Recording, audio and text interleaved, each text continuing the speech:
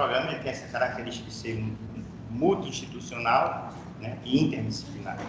E aí a gente, nessa disciplina, a gente tem realmente, ela é muito abrangente, a gente tentou focar em uma série de temas que podem ajudar o aluno, né, o doutorando, no encaminhamento do seu trabalho de pesquisa e também do seu produto final. E um dos temas que a gente trabalha é exatamente a questão do software livre e principalmente o software público brasileiro. Muita gente desconhece, daqui a pouco eu vou fazer a pergunta, né, e básica, que vocês conhecem software público brasileiro, e é quase que unânime, as pessoas não conhecem. É um repositório de softwares importantes, interessantes, para diversas áreas, gratuitos, livres, abertos, para quem quiser utilizar. E, infelizmente, a administração pública, nos 3 níveis, continua gastando fortunas com licenças, com softwares proprietários, que são bons, que têm suas características, tem algumas situações que eles são praticamente substituíveis, né? Mas tem situações que você pode optar por uma alternativa. Então, exatamente nesse contexto de apresentar alguma dessas soluções, tá? A gente incluiu no conteúdo da disciplina, a gente falar sobre software livre, software público brasileiro. Esse trabalho é um trabalho que foi desenvolvido por mim e pelo professor João Cedrais, que é um colega também lá da universidade. Ele não atua no nosso programa, mas ele é de outro programa lá do DID, Dinâmica de Desenvolvimento Semiárido.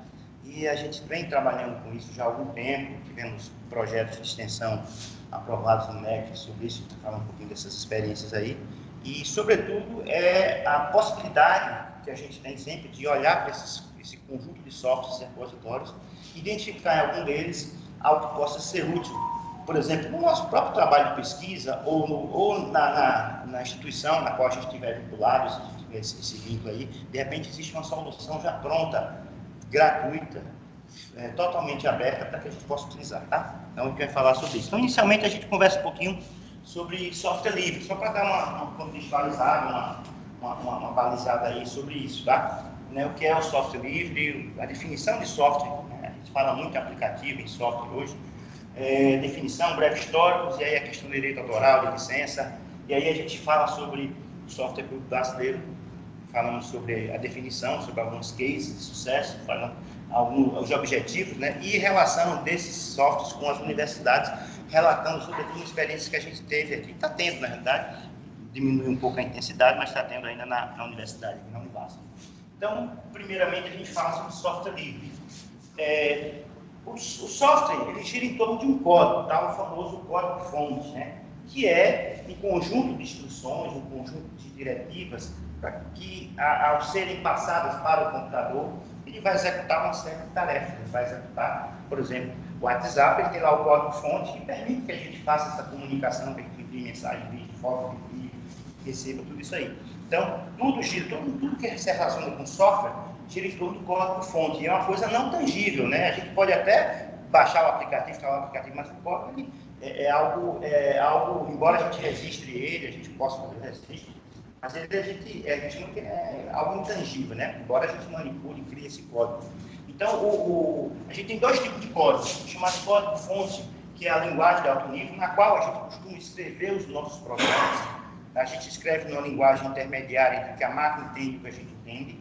Tá? Não, ninguém escreve mais hoje em linguagem que a gente chama de linguagem binária, linguagem de baixo nível. Baixo nível, né, porque é baixo, porque ela está mais próxima do hardware, do equipamento. É por isso que a gente chama de baixo nível. E existe a linguagem de alto nível, que é o código-fonte, que a gente ouve falar, o tal do Python, o pai do Java, o tal do não sei o quê. Então, exatamente, o R e tal. Então, você tem o código-fonte que é produzido em uma linguagem de programação que pode ser interpretada por humano. Né? Como a gente costuma trabalhar, quem desenvolve software, costuma trabalhar usando esses códigos-fontes aí. E aí, quando a gente vai passar para a máquina, a gente tem que passar por um processo, certo? Um processo de compilação ou de tradução, porque a máquina ela não entende, essa linguagem está mais próxima da gente, então a gente tem que passar por uma etapa para que o computador consiga entender. Essa etapa é exatamente o processo de compilação. A gente tem o código-fonte, vai fazer um processo de compilação para que a máquina transforme em algo que a máquina entenda. Tá? Isso aí eu uso uma outra ferramenta, um outro programa chamado compilador. Ou em alguns casos chamado tradutor também, dependendo do método que se vai que se quer, que linguagem foi feita aqui esse código-fonte. Então, o processo de computação é um processo intermediário que é executado também na máquina usando outro software, certo? Então, dito isso, a gente sabe que essa questão do software ela gira em torno exatamente desse código-fonte. E o que foi que, quando se pensou nessa história do software livre, tudo tem que girar em torno desse código, porque o software é o código, tudo é código. Tá? Essa interface que a gente vê do PowerPoint, do Meet, do Teams, é um software que está rodando por trás disso aí, um código-fonte que está rodando por trás disso aí. Então, existe uma entidade internacional chamada Free Software Foundation, que é a fundação para o software livre, que estabeleceu algumas diretrizes para que o software possa ser realmente considerado como livre. E aí esse livre está associado a 5 liberdades. Você tem a liberdade de executar o programa para qualquer propósito, bem ou mal, você pode usar aquele programa, né? Você tem a liberdade de modificar esse programa e adaptá-lo à sua necessidade, ou seja, o programa não está funcionando para um determinado propósito que você precisa. Se você tiver o conhecimento, obviamente, você pode simplesmente chegar lá e mudar o código à vontade, certo? Não existe limitação, restrição. Você tem a liberdade de distribuir cópias gratuitamente ou até mesmo mediante pagamento.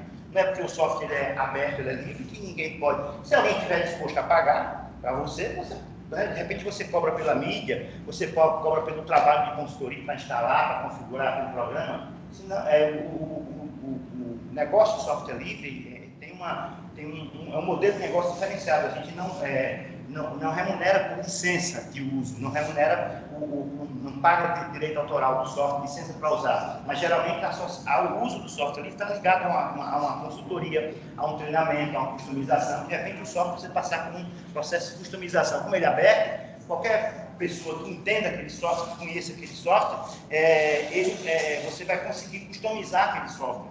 Então, isso aí tem um custo, obviamente, né? Você está pagando por um serviço especializado. Então, não é porque software livre é tudo gratuito. O software, ele é livre de qualquer amarra, de qualquer licença. Você não paga royalties, você não paga licença de uso. Você não compra o software. Você muitas vezes paga por um serviço associado ao software. Instalação, customização, treinamento. Tá?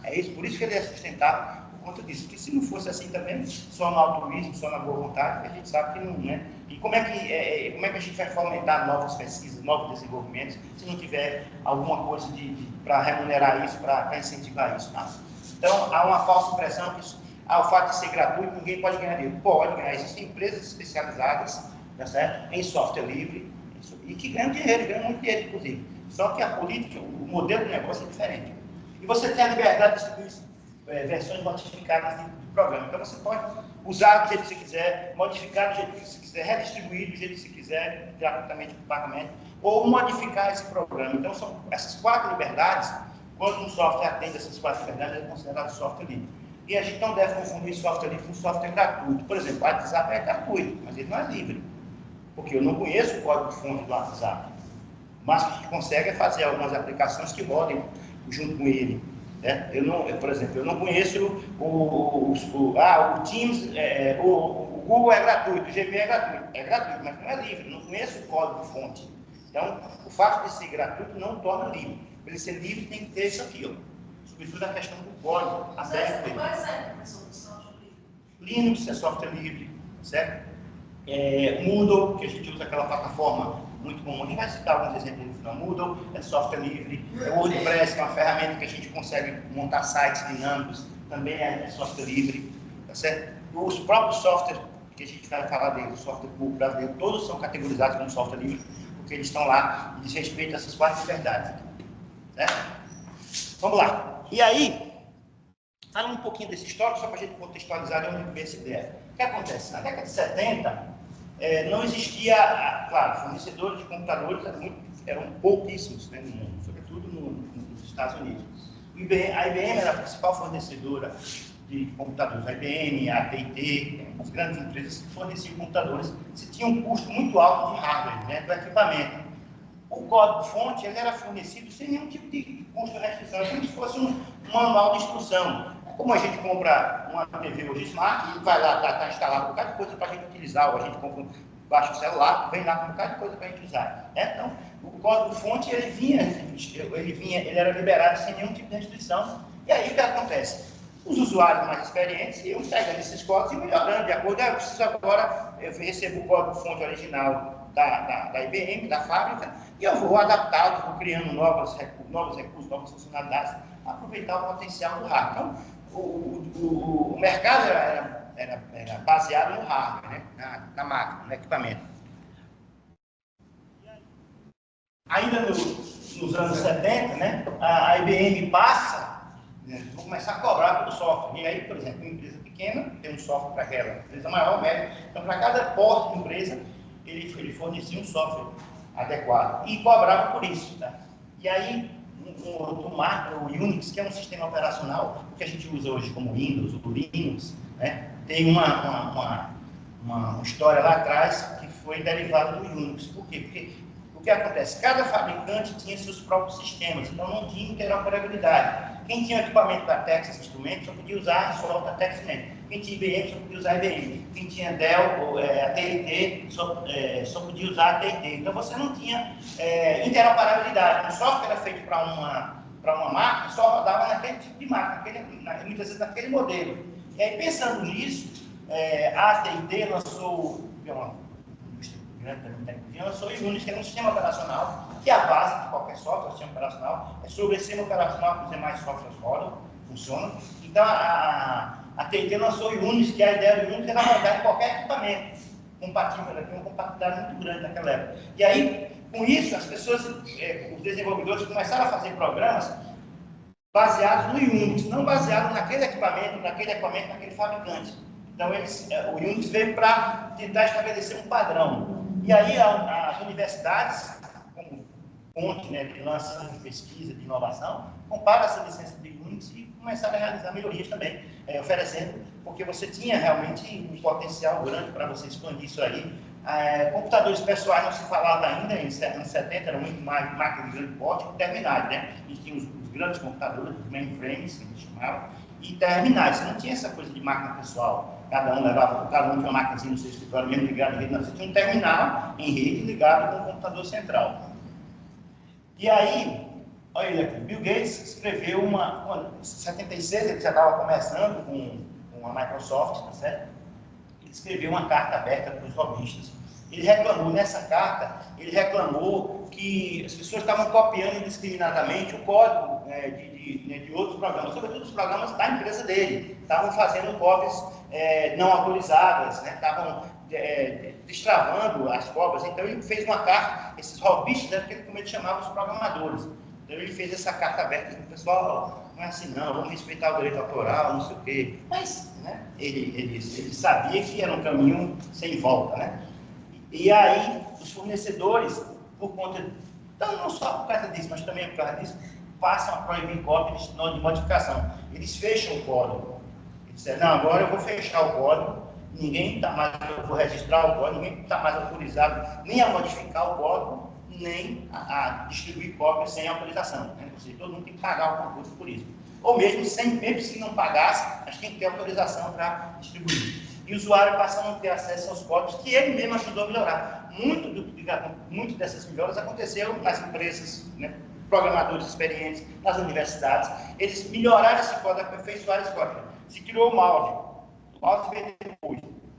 Mas precisava de um programazinho para o mouse poder conversar com o computador. Então se criou um programazinho dentro do Unix para o mouse poder funcionar com o computador. Então, essas melhoras foram proporcionadas por pessoas que estavam com interesse, obviamente, próprio de atender alguma necessidade, mas, sobretudo, o interesse de colaborar mesmo, fazer com melhorar tudo. E aí, de repente, esse pessoal passa a não ter acesso, ou ser proibido de ter acesso ao código que ele mesmo ajudou a melhorar, certo? Então, isso gerou aquela famosa, aquela zoeira, aquele barulho lá. E aí, já nos anos 80, a AT&T passou a fechar ainda mais o acesso ao Unix e tornando ainda mais caro, porque, claro, ele tinha já investimento, ele queria recuperar os investimentos, ele tinha equipes especializadas, muito especializadas no desenvolvimento do Unix, e estava querendo cobrar cada mais recursos, oferecendo mais recursos, mas ao mesmo tempo querendo cobrar mais caro. E aí um cara chamado ativista de liberdades de software, o Stallman, lançou um projeto chamado GNU, né?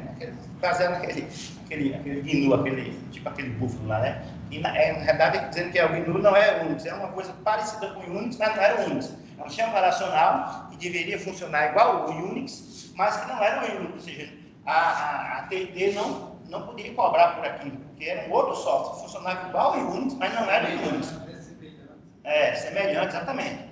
E aí, aproveitando a carona também, ele cria essa Free Software Foundation, que é exatamente, 85, né? Vai fazer 40 anos da Free Software Foundation. Ele começou a perceber que esse olhar, essa coisa do software, essa indústria do software, estava se tornando muito dominante e muito predatória, assim, era muito...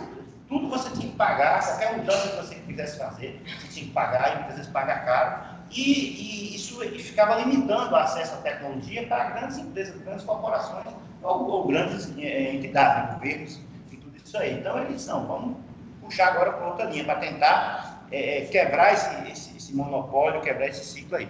E a Free Software foi isso aí. E aí, a Universidade da Califórnia tem uma quebrada nisso, ela criou novas versões de Unix, sem autorização dele, da AT&T, resolveu enfrentar, e aí começou a distribuir internamente para os seus laboratórios, para os seus pesquisadores, e chutou o pau, né, da barraca, já vai embora. E também, nos anos 90, a gente começa a ter, a 94, 95, né, começa a ter a expansão da internet, isso foi outra coisa, que a internet era toda baseada em sistemas de Unix, né, a internet ainda hoje, os principais servidores de internet são baseados em Unix ou Linux, tá?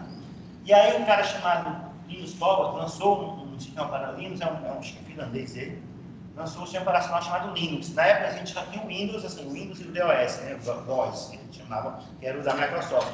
E aí ele conseguiu fazer uma versão simplificada do Unix para computadores pessoais. Nessa época a gente já tinha computadores pessoais, a gente já tinha disseminado na época dos Pentium, dos 486, 386. Ele resolveu criar um sistema operacional baseado no Unix, mas para computadores pessoais. Ele batizou o movimento de Linux, né? Pegou um pouquinho do Unix e pegou um pouquinho do nome dele aí. E aí realmente foi uma outra chave virada. Por quê? Porque aí, a partir daí, ele trouxe para os computadores pessoais a ideia, a filosofia do software livre, que até então era só para computadores de grande porte. E aí, rolou o processo, a GNU incorporou o Linux como uma das suas bandeiras, uma das suas ferramentas, né? O projeto disse, não, a gente vai apoiar o Linux para ser instalado em todo mundo. A TIT, por conta disso, processou a Universidade da Califórnia, depois entraram num acordo lá, e um cara chamado Eric Raymond definiu criou a definição de open source, assim, não era somente o software livre, ele criou a questão do software, recurso aberto, né, da origem aberta, ou seja, ele reforçou a ideia do código-fonte ser livre e ele disse, olha, tem esse conceito de open source, software open source é um software livre e realmente ele está totalmente aberto, ele não tem nenhum segredo, nada dele é escondido, tudo qualquer chamada que ele tiver no software, qualquer instrução, deve ser de conhecimento das pessoas. E aí, a gente tem alguns exemplos, Firefox, o Firefox, por exemplo, que a gente utiliza, é um software livre, quem quiser acessar o Firefox, o código do Firefox, você acessa, você modifica. Muitos navegadores foram criados a partir do Firefox, né? O próprio Chrome, se não me engano, é derivado do Firefox, aí pegou e modificou. Né? O OpenOffice, que é uma versão livre do Office, né? O WordPress, o GIMP, que é um editor de imagens, Blender para fazer modelagem 3D, estou colocando alguns aqui. Apache como sistema para servidores, MySQL bancário. Você tem hoje praticamente, para qualquer software proprietário, né, de licença, você tem uma versão free dele. Ou seja, você pode substituir plenamente, porque a gente criou uma dependência, né? A gente já começou a é obrigatório, essa versão não entendi, como é? Essa versão free. Sim, livre aberto. Você pode alterar o código quando você quiser e você não paga nada por isso. Você pode pagar por uma consultoria para customizar, por exemplo. O metrô de São Paulo foi uma das primeiras unidades do Brasil a usar o Linux e o OpenOffice. Só que foi uma quebra de paradigma. As pessoas são muito difíceis de aceitar a mudança, né? Então a pessoa estava acostumada com Windows, Word, Excel, não sei o que, de repente vem com uma outra ferramenta que funciona exatamente igual, a interface é a mesma, mas só porque tem um íconezinho diferente, não pode copiar o desenho do ícone, só porque tem um menu diferente, não vou usar, eu não sei usar. Certo? Quem experimenta usar, por exemplo, o OpenOffice, quem está acostumado com o OpenOffice, não sente diferença. É igual você abre hoje no Drive, no Google Docs, lá, escrever um arquivo, uma planilha no Drive, ou seja, quem está acostumado com Excel, com Word, chega nessas outras ferramentas do Google, por exemplo, e faz só ali, meia hora de adaptação e vai-se embora, certo? E aí houve realmente muita resistência à mudança, porque as pessoas estavam muito presas ao software proprietário, no caso do Windows, né?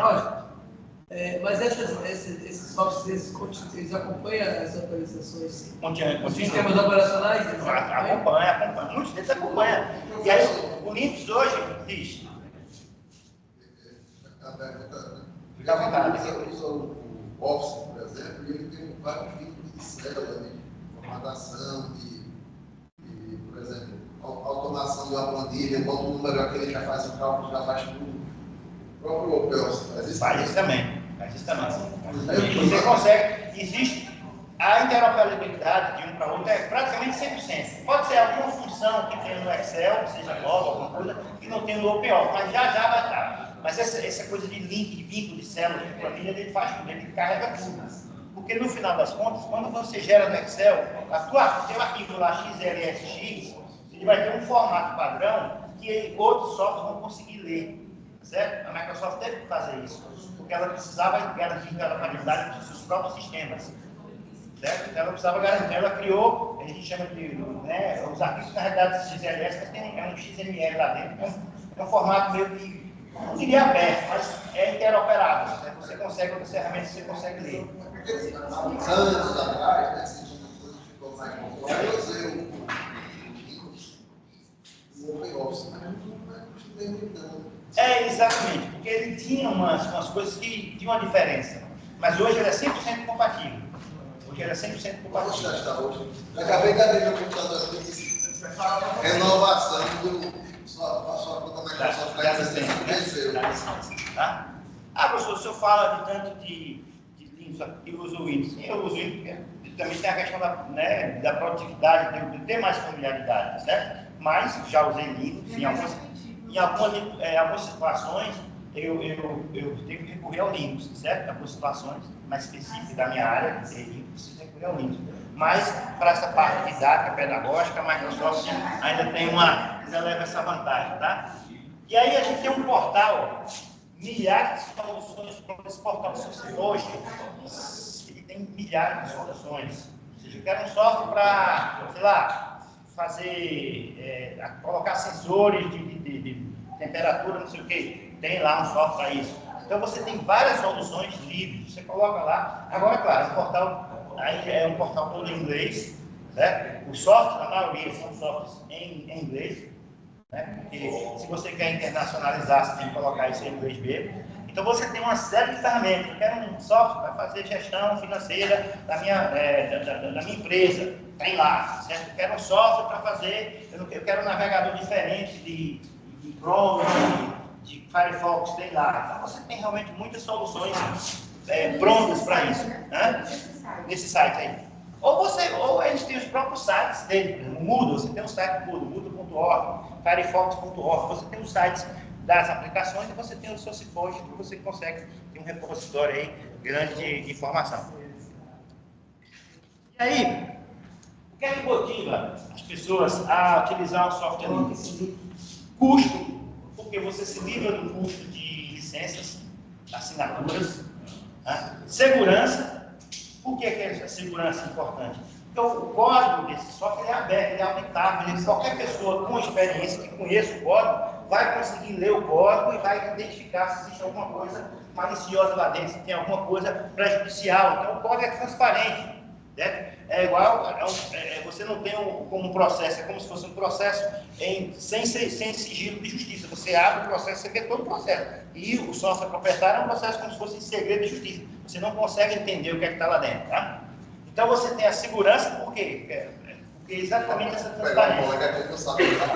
Qualidade, são softwares extremamente de qualidade, porque a comunidade de software livre no mundo é muito ativa e muito experiente, muito inteligente, ou seja, há uma colaboração, um dos princípios que regem nessas comunidades que desenvolvem software livre é exatamente essa questão da colaboração, ou seja, um software, não é desenvolvido só por uma pessoa, são várias pessoas e cada uma dá a sua contribuição, cada um dá a sua parcela de contribuição. Então, ele tem qualidade, eles buscam sempre, estar sempre para a par com o software proprietário.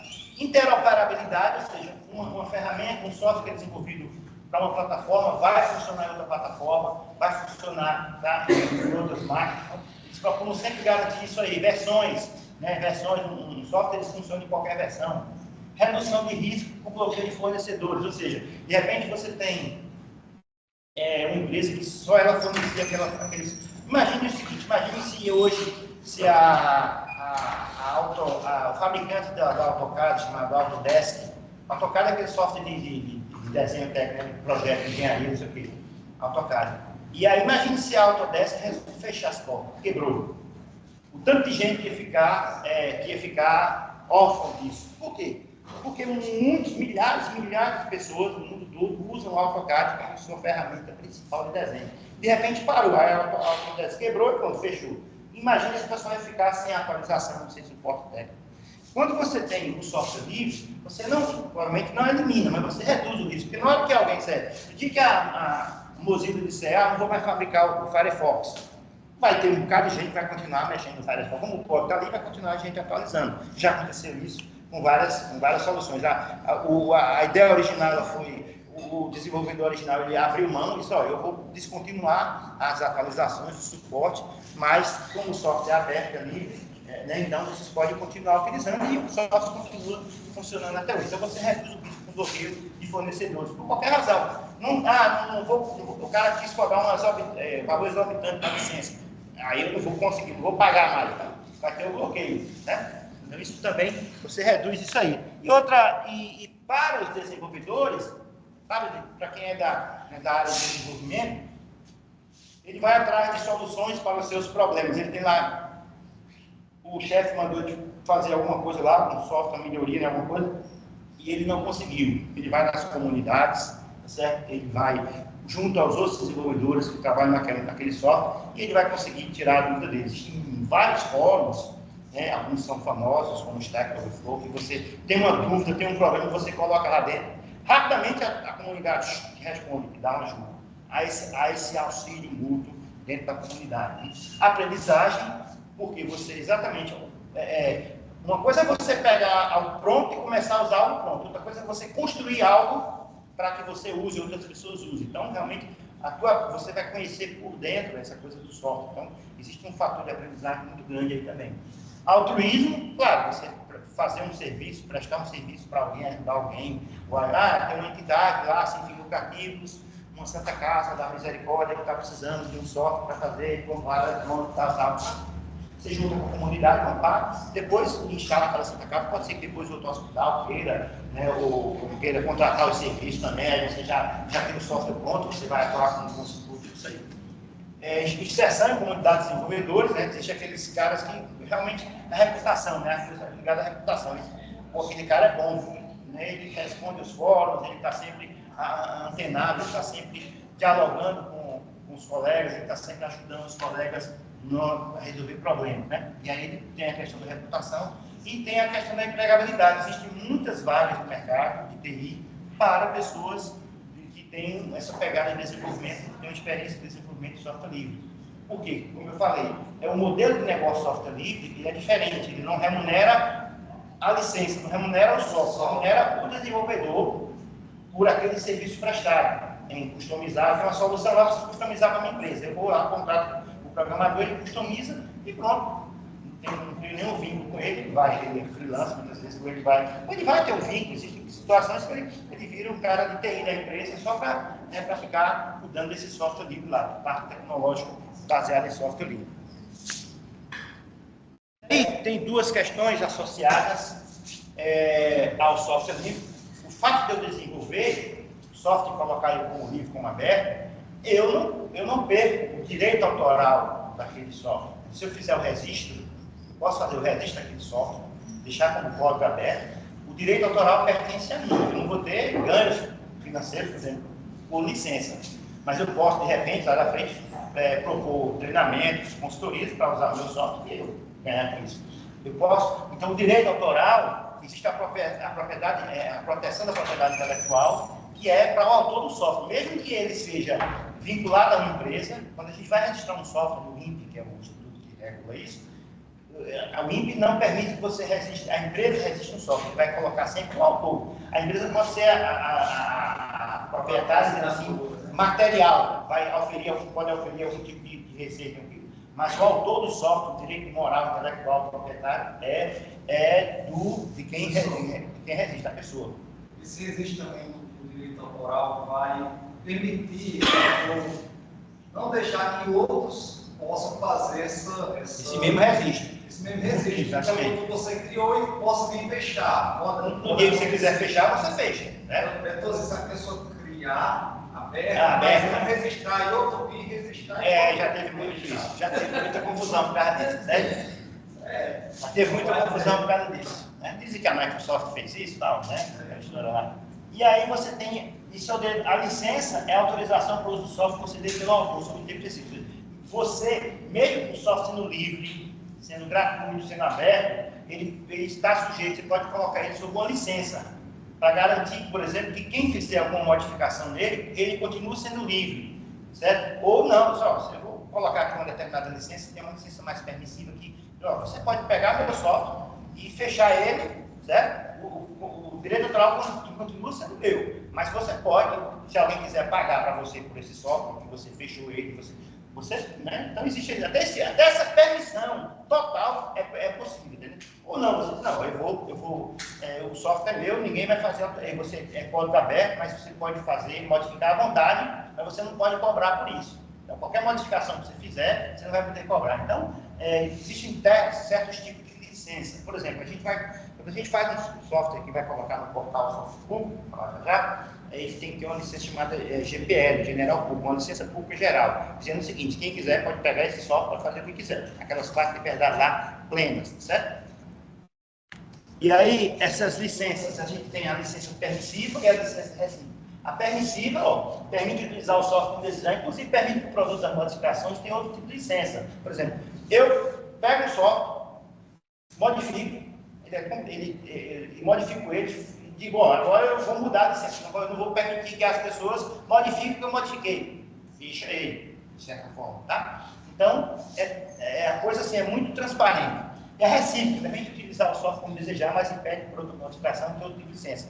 É o tal, essa licença GPL que a gente fala. Eu pego uma licença, um software que tem uma licença recíproca, eu só posso, o que eu fizer nele vai ter que ser recíproco também. Ou seja, vai ter o mesmo tipo de licença, não pode modificar. Eu não posso sair da recíproca para permissiva, eu não posso fechar o meu código, tá certo? Eu não posso fazer nada, eu posso mudar, posso fazer as quatro liberdades. Mas eu não posso, eu tenho que manter a mesma licença original que aquele software tinha, aquela licença permitida, tá? Então é uma coisa mais técnica aí. Mas então aí a gente chega, feito essa introdução aí, deixa eu para cá, feita essa introdução do software livre, a gente vai falar agora especificamente de software público brasileiro, certo? Software público brasileiro, que é um software livre, um software aberto, e tem uma característica especial, né? Ele foi desenvolvido com a finalidade de atender alguma demanda de um órgão público, ou foi desenvolvido por um órgão público, ou até mesmo por empresas, né, privadas, que desenvolveram para alguma demanda e depois resolveram tornar aquilo público, tá? Então, o SPB é um tipo específico de software que adota modelo de licença livre compatível com a GPL, ou seja, recíproca, né? E de licença pública de marca. Porque eu preciso, a primeira coisa, para eu registrar um software público, ele tem que ter realmente um interesse público. Tem que ter algo que possa, eu não posso, por exemplo, pegar algo específico e dizer, não, isso aqui vai ser software público. Não, ele tem que ter um interesse público por trás dele. Não tem interesse particular. Não pode ter um interesse particular privado, tem que ter um interesse público. Tá? E aí, eu tenho que ter a licença GPL, ou seja, é uma licença completamente recíproca, ou seja, ninguém pode pegar esse software, fechar e transformar em licença, ele vai continuar sendo livre, do jeito que ele está ali. E licença pública de marca, que é uma outra licença, a marca do software, tá certo? A marca, porque ele precisa exatamente para garantir o nome, o logotipo, né? A marca daquele software, ele ter essa garantia de direito autoral dele, para que ninguém pegue o software, mude, bote outro nome, bote outra cara, certo? Então, na hora que a gente pega o software e resiste, aí eu tenho que registrar também a marca daquele software, o nome daquele software, certo? Porque aí a gente batiza ele, só agora quem quiser pode usar à vontade, mas ele vai ter sempre aquele mesmo nome, aquele mesmo código. Aí a gente vai já entrar no portal, certo? Coloquei o link aqui, depois esse material eu vou disponibilizar para vocês também, vou falar para o professor. Esse portal SPB é o ambiente público oficial para liberação, compartilhamento e desenvolvimento de software público, né, com a sociedade e os órgãos do governo. Como é que nasceu? Ele nasceu em 2009, 2010, né? Existe uma entidade, era um órgão do Ministério do Planejamento, chamado Secretaria de Tecnologia de Informação, que identificou, e outros estudos também, algumas pesquisas, identificaram que existiam várias soluções desenvolvidas por entes públicos, por exemplo, o SERPRO, que é o Sistema de Processamento de Dados do Governo Federal, DataPrev, né, que é o da Previdência, universidades desenvolviam, outros órgãos, Fiocruz, outros órgãos, até mesmo tribunais, né, órgãos da justiça, universidades, tinham alguns tipos de software que atendiam, que poderia ser utilizado por outras instituições. E é o que estava acontecendo. Às vezes a entidade, o órgão, não sabia que tinha esse órgão aqui, que tinha o mesmo software. Ele pegava, comprava, contratava e desenvolver. Aquela velha desperdício por conta de não se saber o que é que tinha realmente. Quantas e quantas vezes aconteceu um órgão contratava uma empresa para desenvolver um software, quando você tinha uma outra empresa que já tinha feito a mesma coisa. E com algum software igualzinho para atender a necessidade dela, talvez um pouquinho de adaptação você conseguia contemplar os dois órgãos aí. E aí, a partir disso, vamos criar um portal, que é um repositório, onde esses órgãos que já têm algum software, eles podem disponibilizar para que outros órgãos possam utilizar. E aí a gente cria um portal. E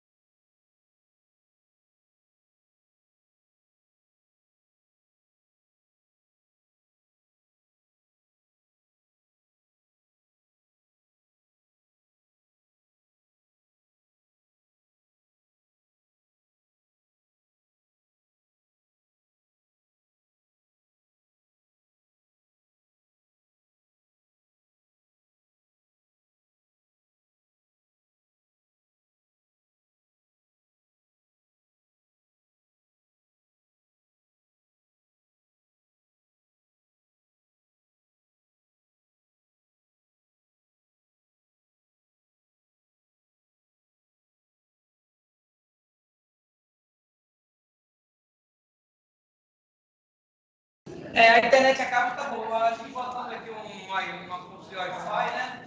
Será que resolve? Resolve. Ó, roteadorzinho.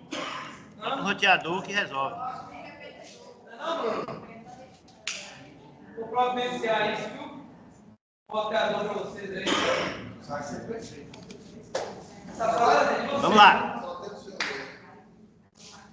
Então, ó, o que é o software portal? O que é o software para livre? É um tipo de software, é um tipo de software específico de software livre que atende às necessidades de modernização da administração pública de qualquer dos poderes da União, do Estado, dos municípios, do Distrito Federal, e é compartilhado sem ônus no portal Software Público da Lei. Então, obviamente, eu tenho um software que é transformar em software público, tem alguns critérios para submeter, mas ele vai todo no portal.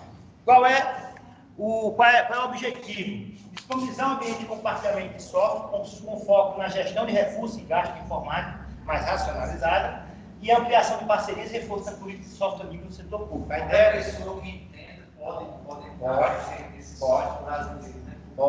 Você tem um software que acha que é importante, por exemplo, um software para fazer cadastro de pessoas com vulnerabilidade social. Não, claro que já tem isso aí, mas você acha importante que é uma aplicativa rapidinho, bate a foto da pessoa, a pessoa fala, já reconhece, você tem uma coisa inovadora.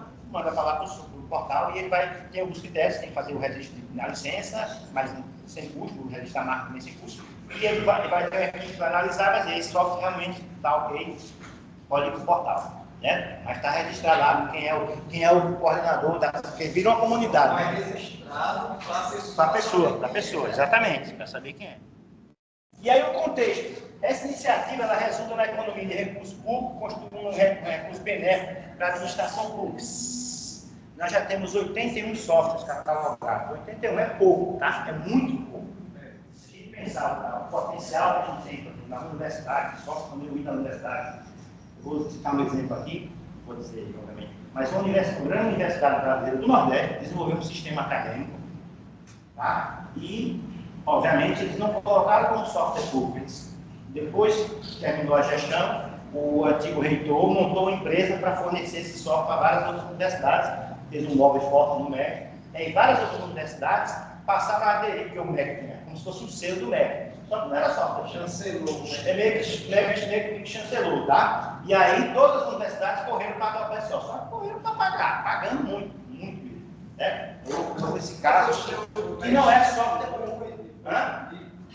Chancelou e esse Não, exatamente. Não só o MEC, mas a própria ANDIF, né? Associação dos Dirigentes dos Estudantes Federais, terminou esse software legal. Vamos adotar todo mundo, gente? Então, aí foi tudo canalizado para uma universidade, na realidade, para uma empresa do ex-reitor da universidade, mas isso aí foi outra confusão. Então, a gente vai abrir o portal, tá certo? A gente vai abrir o portal, e aí eu vou mostrar, a gente já vai falar um pouquinho de algum dos softwares, daqui a pouco eu vou falar, porque é interessante a gente ver os cases que tem lá dentro. Esses 81 aí, com certeza, boa parte deles, eles atendem, por exemplo, a questões, se a gente quiser pensar em desenvolvimento territorial, até agroecologia, alguma coisa, a gente tem software que pode atender alguma demanda disso, tá? Esse portal de 2008, 2009, acho que 2008, 2009, ele passou um período meio de estabilidade, está voltando, tá? Ele passou um período meio sem atualização, porque alguns softwares eles continuaram, faltou estímulo, realmente faltou estímulo. O MEC tinha editais para apoiar isso e de repente tirou esses editais, nunca mais teve. E aí veio que teve um mas agora está voltando. Existe um pessoal resiliente, tá? Que está querendo realmente dar um novo gás aí para esse portal. Existem algumas soluções, por exemplo, que estão já defasadas, já tem mais de 5 anos defasadas, que não sofrem atualização. Ou se são atualizadas, não são repostas no portal, não são atualizadas, podem ser atualizadas por fora e a atualização não volta para o portal, porque também depende muito disso, tá? Eu faço a atualização, se eu quero continuar tendo visibilidade, eu boto essa atualização no portal, mas tem gente que simplesmente não se preocupa por conta dessa desmobilização do portal. Mas ele realmente está novamente entrando de novo na agenda, tá? Ele está entrando na agenda. Eu vou abrir aqui o portal para a gente poder dar uma explorada, né? A gente dar uma explorada nele aqui. Deixa eu... Aqui. Manda o link aí, professor. O link está no grupo também. Tá. Tem 2 vídeos.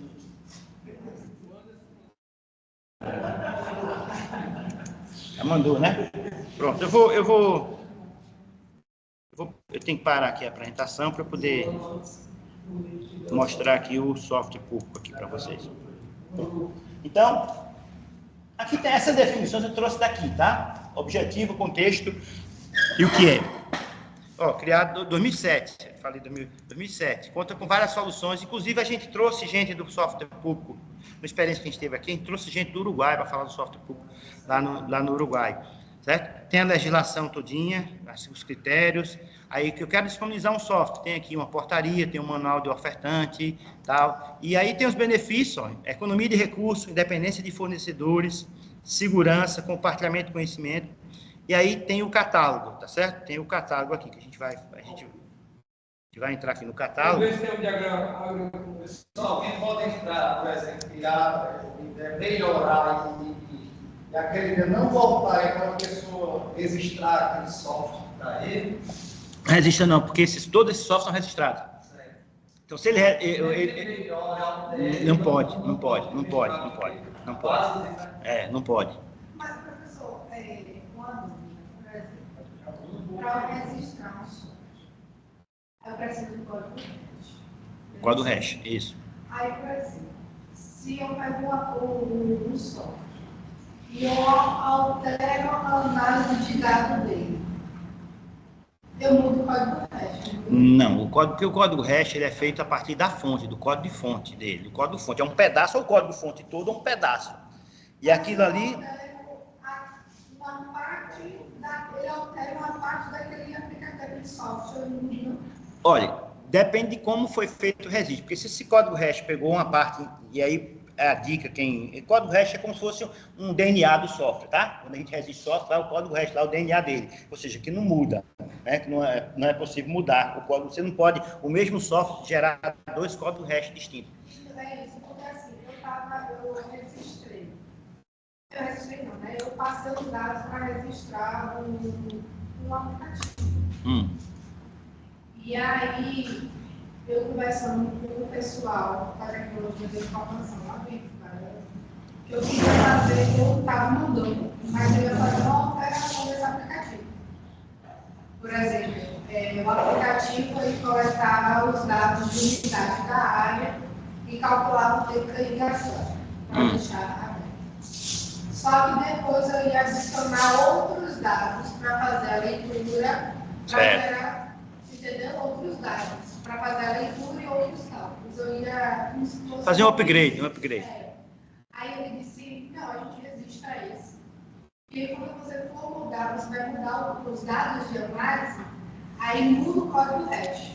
Depende. Aí ele vai registrar um outro aplicativo. Não, depende, por exemplo, porque se ele estiver fazendo o código hash de todo o seu código, aí realmente, quando você acrescentar, vai ficar diferente. Você pode só pegar aquela parte essencial do seu código, que não vai mudar nunca, por exemplo, as primeiras linhas, as primeiras coisas que você sabe que não vai mudar nunca aquilo ali, aquilo que seu software sempre vai ter, que você não vai mudar, e você registra o hash, você pega o hash daquele trecho do código. E aí, o software ser registrado com aquele pedacinho lá. Certo? Então, tudo que você... É igual, por exemplo, a gente registra uma criança e ela vai crescendo. Não precisa registrar, tirar a identidade dela quando ela vai crescendo. A gente muda só a foto, mas o nome da identidade permanece mesmo, CPF e tal. Então, quando a gente pega o hashzinho só daquela parte essencial do software, você pode alterar ele à vontade, mas aquela parte, desde que você não muda aquela parte essencial, você não precisa registrar de novo, não. Né? A dica é essa aí, né? Não usar, é porque o registro de software é isso aí. E coincidentemente eu estou falando assim, porque eu fiz ontem, terminei, fiz um curso do INPE de registro de software, tá vendo? E aí fala, eu já conhecia, mas eu não tinha, e o INPE fez um curso de 8 horas online, e coincidentemente eu terminei ontem esse curso, registro de software, eu tenho um software registrado, a gente tem um software público, que eu fiz parte aqui, e está registrado, mas na época eu não fui da equipe que fez esse registro. E eu sempre tive essa curiosidade né, a gente tem um núcleo lá de tecnologia, de inovação tecnológica, que faz isso para a gente. Mas eu sempre tive ter a curiosidade de como é que eu vou fazer isso. E aí eu fiz esse cursozinho online essa semana no INPE. E aí tem a história de todos os passo a passo do registro aí. Por isso que eu entendi essa coisa do hash. E lá tem uma pergunta igual a sua, sabe? De como fiz um só, depois eu quero atualizar. Como é que eu vou ter que registrar de novo? Não. Se a tua parte essencial está registrada, você não precisa registrar de novo, não. Vai sempre seguir. Então, por exemplo, se ele pegar um software desse banco aí público, mesmo que ele altere uma parte desse código, ele não vai poder registrar. Não pode registrar, porque ele não sabe qual foi o trecho que foi o hash.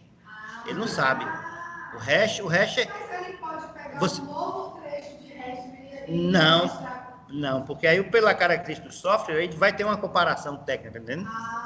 Entendeu? E aí, se ele colocar, ele pode ser questionado. Não, aí ele vai ser questionado. Você só mudou o trecho do hash aqui, mas o software é igual. Aí vai pegar o código original, que está associado àquele hash, você está vendo aí? Nacional e tem umas possibilidades de você internacionalizar também, tá certo? Tem também. Você pode registrar internacionalmente também, a partir do INPE também, certo? Mas vamos lá. Gente, eu vou mostrar alguns, eu vou comentar, na realidade eu vou comentar alguns deles aqui, eu vou abrir a página de algum deles e depois eu vou comentar sobre algum deles aqui, tá certo? Tem uns que a gente, poxa, como é que não vê nem, a gente nem, não tem mais tanta utilidade, mas outros você percebe que tem uma utilidade muito grande. Tem uns que são muito específicos, por exemplo, esse aqui é modulador de terminal, totalmente livre. Isso aqui é muito específico para órgãos de TI, tá? Sistema de eleições eletrônicas para agilizar processo eleitoral na universidade. O cara fez um sistema só para eleição e universidade. A Poena, agência de notícia, processando informação de 300 fontes. Então, Nosfero é uma plataforma para rede de colaboração e economia solidária. Né, pessoal? Nosfero, inclusive, é uma galera aqui da UFPA que desenvolveu. Tucunaré, instalação de telecentros. Jaguar, para arquitetura de software. Cimeco, planejamento de orçamento de finanças. Alguns órgãos usavam o CIMEC, não sei se o IFE ainda usa, eu lembro que alguma coisa, o CIMEC era usado, isso aqui. O Curo... pronto. O I3GEL. O I3GEL é super atualizado, é ferramenta de geoprocessamento. O pessoal que faz a parte de estudos ambientais, relatório de impacto ambiental, não sei o quê. Então, ou a parte de geoprocessamento, né? Mapeamento de área, levantamento de área. Então, o I3GEL, vou clicar aqui, ele vai abrir. Quando eu clico aqui na solução, ele vai abrir a página, tá certo? Ele vai abrir a página que é sobre o software, o I3GEL. Aí ele vai dizer, você tem quantos downloads, tal, já está na plataforma, é um dos mais atualizados, plataforma 7.0, continua em desenvolvimento. Aí tem, lista de discussão, a comunidade, certo? As notícias. Eu estou transmitindo isso aqui. Eu nem sei se eu estou transmitindo isso aqui, né? Nem sei, pessoal. Desculpa, eu acho que eu não estou transmitindo isso aqui, não. Eu esqueci de compartilhar a tela. Vocês estão... Não, tá compartilhando, tá compartilhando. É porque eu não estou vendo aqui. Não estou vendo aqui. Ah, tá ali, estou vendo aqui. É porque é muita tela. Então, lista de discussão, comunidade, notícia, rede social. Então, estou com uma dúvida no I3GEL. Eu vou aqui na comunidade e vou perguntar alguma coisa. Tá certo? Tem um e-mail, tem uns e-mails aqui. Então, a gente tem, assim, realmente tem discussões, certo? Tem discussões que você coloca e você coloca suas dúvidas aí, tudo isso aqui. Quer baixar, tem aqui, né? Eu quero fazer o download, clica aqui, aí tem sobre o software, aí está dizendo, desenvolvido inicialmente pelo Ministério do Meio Ambiente, atualmente é mantido pelo Ministério da Saúde, ou seja, começou no Ministério do Meio Ambiente, passou para o Ministério da Saúde, talvez o pessoal use, né, a parte de mapeamento, a parte de ocorrências de algum tipo de arbovirose, alguma coisa assim, tá? Então, você tem aqui, cada software, você tem a página dele, tá certo? GP Web, gestão de projeto, fila, atendimento ao público, GSAN também, muito usado por empresa de saneamento, Guarux, tal. Bom, aqui tem vários. Eu vou falar de alguns específicos, que a gente tem mais, assim, um costumezinho. Vou falar desses que são mais específicos, tá? Que eu costumo sempre tratar. Depois vocês vão dando uma olhada aí, porque de repente vocês podem, a pesquisa que vocês estão fazendo, pode ser que tenha alguma solução aí que possa auxiliar nessa pesquisa, tá? Oi. Esse curso do INPE que você fez, eu achei crescer disponibilizado sempre, você sabe dizer? Olha, como eu já fiz os cursos do INPE, toda vez que tem um curso novo, eles mandam lá. Você pode se inscrever na lista do INPE. INPI. PI, o INPE, é o de propriedade industrial. O INPE, tá? Vamos lá, eu vou falar de alguns cases. Pronto. Talvez hoje o mais famoso ou o mais utilizado, que aqui, por exemplo, na UNED utiliza, o governo da Bahia utiliza, é o SEI, Sistema Eletrônico de Informação. Muitos órgãos públicos utilizam, como, por exemplo, a parte de processo, tramitação de documento. Usa o SEI. O SEI nasceu lá do TRF4, depois foi a Secretaria de Tecnologia de Informação do Ministério do Planejamento adotou e disse, não, vamos usar o SEI. O SEI é o principal sistema de protocolo hoje, adotado na Bahia, por exemplo. Eu sei que a Bahia usa, porque eu tenho um projeto na FAPESB. O NEB usa. Eu tenho um projeto na FAPESB e aí eu tenho que me cadastrar no SEI. Então, toda aquela parte do processo de papel foi jogado para aqui para dentro. Todo o processo hoje é eletrônico. E aí tem protocolo, notificação, assinatura, tudo isso aqui dentro. Ele nasceu lá no TRF4 e aí depois virou um case de maior sucesso do software público, é o SEI, certo? E aí, claro, tem as contramãos. A gente adota lá na Univasf o CIPAC, que é uma coisa do século passado. Então, mas, aí o que acontece? O órgão tem que adotar internamente externamente tem que usar o SEI, porque ele não manda nada para o MEC se não for via SEI. O processo tem que ser via SEI, porque o MEC usa o SEI, tá? É um caso muito... posso implantar numa prefeitura pequena, no órgão? Pode estar aberto lá, como você mencionado. E hoje ele deve estar preparado ele atende em qualquer órgão, em qualquer esfera. Certo? Então, os institutos federais, a maioria utiliza. O sei, né? Eu imagino a quantidade de economia que deve ter. Com certeza. Porque a cada processo que se tem é um processo de quê? Muitas mil folhas. Exatamente. O Estado do Ceará também usa. Usa. Muita gente usa. Os ministérios todos usam. Né? A Justiça usa. Né? E aí você tem o I3G, já se falava, certo? Geoprocessamento, muito usado. A gente tem também o GP Web, gestão de projetos, gestão estratégica, Balance Scorecard e gestão eletrônica de documentos também. Muitos órgãos usam o GP Web. Que está em volta. No SAGU. O SAGU foi feito lá, numa cooperativa de software livre, lá no Rio Grande do Sul. Solução criada para gerenciamento de instituição de ensino superior e técnico. Né? Totalmente aberta, totalmente livre. E continua sendo atualizado, certo? O SAGU. Muitas instituições adotam. Swap tem? Swap não. Swap é pago, eu acho, não? Ou foi o IF de Rio Grande do Norte. Não, Swap não está aqui, não. Swap está aqui, não. O Inversário, ó, o software, acho que foi isso aqui, acho que foi notícia da o Inversário. Software para a área de saúde que visa auxiliar diagnóstico e planejamento cirúrgico, tratamento de imagens médicas, certo? Software altamente complexo, está no portal Software Público, planejamento cirúrgico, ele trata as imagens para o médico planejar, onde é que ele vai enfiar a bisturi, vai meter lá. O cacique é o pessoal de TI, ele faz o diagnóstico na rede, ele vai em cada equipamento que está ligado em rede e faz o diagnóstico do conteúdo do equipamento, sistema operacional, memória, tudo isso aí. É mais para inventário, né? Essa coisa, porque o pessoal de TI tem dificuldade, tem que sair setor por setor, coletando, liga o computador aí, dava lá para saber o sistema tal, sistema operacional, quantos mega de RAM, não sei o quê. E o cacique, ele faz isso. Ele dá uma varredura geral na rede e traz para o gestor de TI todo o inventário, né? Amadeus, esse eu posso falar com propriedade, porque isso hoje, quem está cuidando do Amadeus é a gente aqui na universidade, na Univasco.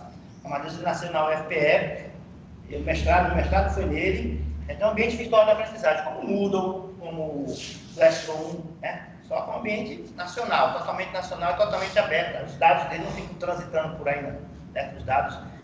Então, o Amadeus, ele nasceu como ambiente virtual da aprendizagem, inicialmente para a EAD, mas depois ele também, o desenvolvimento dele foi voltar também para o apoio ao presencial também. Você criar um site, você cria lá dentro do Amadeus, um ambientezinho, e você compartilha informação, você tem portal, você tem mural, você tem rede social, você cria uma rede social educacional, você tem mural, você tem mensagem, você disponibiliza arquivos, você tem sala de videoconferência, você cria atividade lá dentro. Então, tudo isso dentro do ambiente gerenciado, ou seja, as informações dos usuários, simplesmente um e-mail, não tem WhatsApp, não tem telefone, e mesmo o e-mail pode até ser e-mail fictício só para o cara entrar na plataforma. Né? Quando ele quer receber informação por e-mail, ele coloca um e-mail lá real. Se ele não quiser nem isso, então eu não posso mandar uma mensagem na plataforma. Então, o Amadeus ele foi criado inicialmente pela UFPE, tá? Ele é um software registrado, e aí, 2006, ele começou, 2004, né? Começou a ser desenvolvido, 2006, 2008, 2010, praticamente, aí foi registrado em 2010, que foi registrado. E aí depois virou para o portal, né? Depois ele foi para o portal Software Público. A gente utilizou o Amadeus inicialmente na graduação. Depois a gente fez uma experiência com pós-graduação, com especialização. Depois a gente fez, eu sou professor do Profiat aí lá na Univasco, na Administração Pública, mestrado, a gente colocou ele no mestrado. E depois eu experimentei, eu uso hoje, meu ambiente de trabalho hoje, na graduação, na pós-graduação, é o Amadeus. Meus alunos, a gente usa o Amadeus, nas minas aulas do PPG de ADT, eu coloco todo no Amadeus, todo o material, é o nosso ambiente de apoio ao ensino, nosso ambiente virtual. Por que isso? Porque ele é muito mais simples, muito intuitivo, só tem aquilo que a gente precisa usar realmente. Ele me dá informação, por exemplo, no caso do professor, eu saber como é que está, quais são os dias da semana que os alunos acessam mais, quais são os materiais que os alunos acessam mais, que tipo de recurso é mais comentado, é mais visualizado. Então, para o professor planejar alguma coisa, ele olha para esse painel, esse dashboard, eu mostro já para vocês. Aqui a gente usa a gente usa ele, eu e outros professores da universidade, a gente usa, tá certo? Mas ele não é o ambiente oficial da universidade. Tá? A universidade tem um Moodle lá, o HD, e tem o Classroom também. Mas a gente usa porque ele está instalado, né, a gente não colocou no servidor da universidade, porque ele também vivia caindo, então a gente mantém um servidor próprio, internacional, e aí o Amadeus, ele tem outras experiências, e durante a pandemia, a gente nunca tinha testado ele no ensino básico. Durante a pandemia, a gente conseguiu rodar ele em três municípios. 4, Sobradinho, foi uma escola, Dormentes, Santa Cruz da Venerada, de Pernambuco, e Granito, Pernambuco. A gente colocou para rodar para o ensino fundamental. Os menininhos lá de 6, 7 anos usando o Amadeus, foi lindo. Os meninos fazendo, né, tutorial e ensinando os outros a usar o Amadeus. Só que lá não foi Amadeus, não. A gente colocou um nome personalizado para Dormentes, Educa Dormentes, para Granito, né? Cada rede municipal, ou seja, é ensino fundamental até o 9º ano. E a gente, sem fazer nenhum tipo de ajuste, só o layout, a gente mudou para dar um nome mais amigável para os estudantes. E foi assim, foi muito legal, isso virou realmente relato de experiência, virou capítulo de livro. A gente nunca tinha testado ele no fundamental. Durante a pandemia, por conta do ensino remoto, essas redes utilizaram o Amadeus como ferramenta de ensino remoto. Não precisaram pagar nada não pagaram só o servidor que a gente ia instalar, né? A gente podia marcar serviço, né?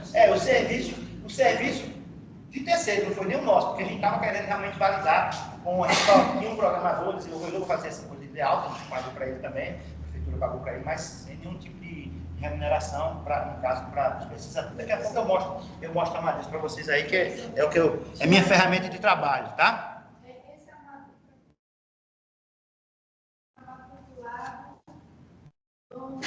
Federal para vir para acessar o mundo. Para você criar um curso, uma disciplina, você precisa da liberação da secretaria. O Amadeus, qualquer pessoa pode criar um curso. Você pode instalar, você instala, qualquer pessoa pode baixar e instalar. Tem lá o passo a passo para instalar o Amadeus. Depois que você instala, você define os usuários administradores, que vão ter essa função. Adicionar os alunos, no caso. Você adiciona os alunos para eles serem alunos. A não ser que você queira que o aluno crie também seu curso. Né? A não ser que por alguma razão o aluno crie o curso. Então eu posso entrar, como administrador, você pode criar, por exemplo, no caso da rede municipal, você tinha um ambiente para cada escola. E em cada escola você tem as turmas, 5º ano A, B, C. Então, você tinha essa categorização dos níveis.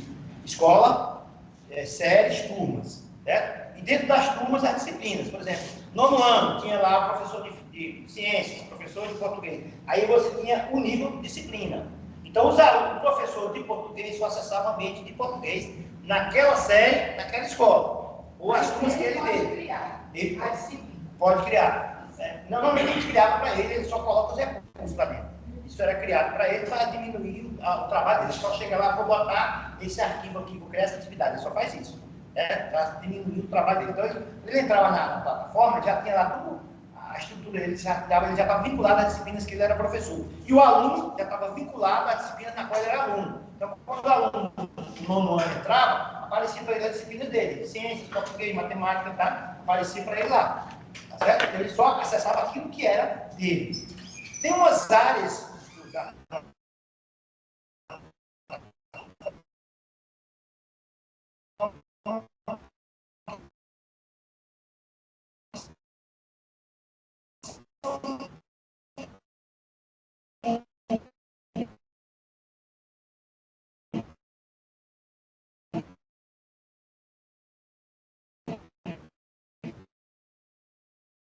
portal, convida. Então, tem um nível de separação de informação muito interessante, porque aí você não quiser criar do zero, você do zero. A Amadeus está todo livre, aí você consegue criar do zero e tem uma comunidade que responde. você não está pela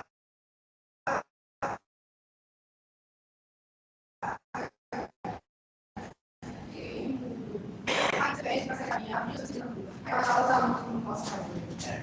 Aí vai para a realidade, a disciplina já acabou. Agora você vai precisar de um servidor, de uma máquina para instalar uma Amadeus.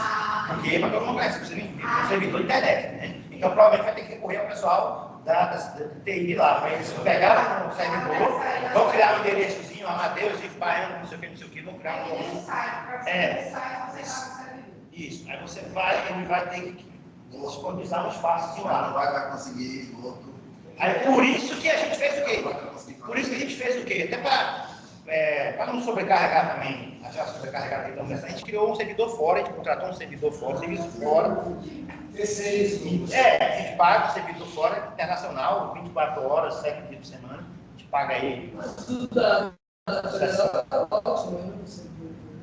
Mas na época estava com, né, de vez em quando caía. Agora tem anel. E a gente tem.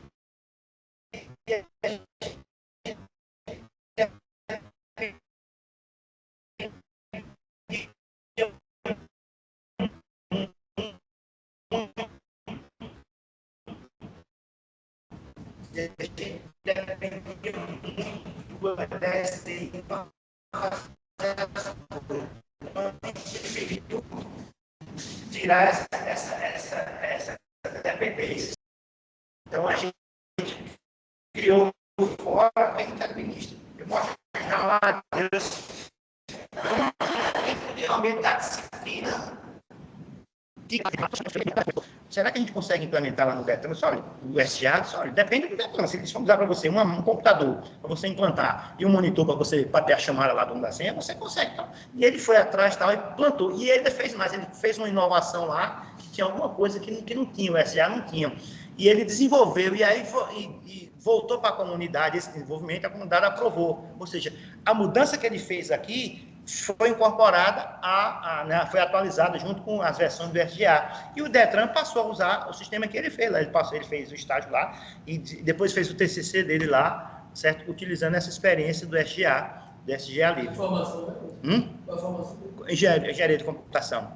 Hoje ele já se formou, hoje ele é perito da Polícia Civil de Pernambuco, passou no concurso, atua nessa área de TI também e na área de perícia, né?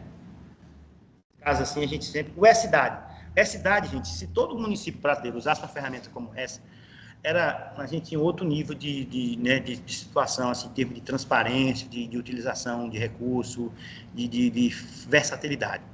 E-Cidade é um ambiente de gestão municipal, tem lá Secretaria de Educação, Secretaria de Saúde, Secretaria de Finanças, Patrimônio, RH, Frota, tem toda a gestão. Existe hoje várias empresas no Brasil que instalam E-Cidades, prestam esse serviço de instalar E-Cidades para o município. Eu imagino que tenham quase 1000 municípios no Brasil que usam E-Cidades, tá certo?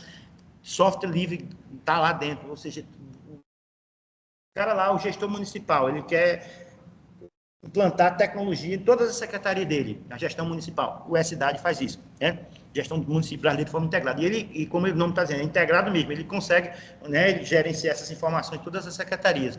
A parte de execução orçamentária, a parte de lei orçamentária, a parte de LDO, a parte de gestão de frotas, tudo isso é RH, Secretaria de Educação, né, a questão de controle, a geração dos arquivos para o censo escolar, tudo isso aí tem lá no E-Cidades também, tá? E tem o IEducar. O IEducar é como se fosse uma parte da cidade, mas é um outro software, tá? É para a Secretaria de Educação. Gestões específicas da área da educação municipal. Então, o IEducar, ele tem lá, ele gera o diário eletrônico dos professores, ele gera toda a parte de matrícula, toda a parte de documentação do aluno, ficha 18, aquela coisa todinha. O IEducar faz tudo isso. Educar, tá? Então, moderniza o processo de gestão escolar.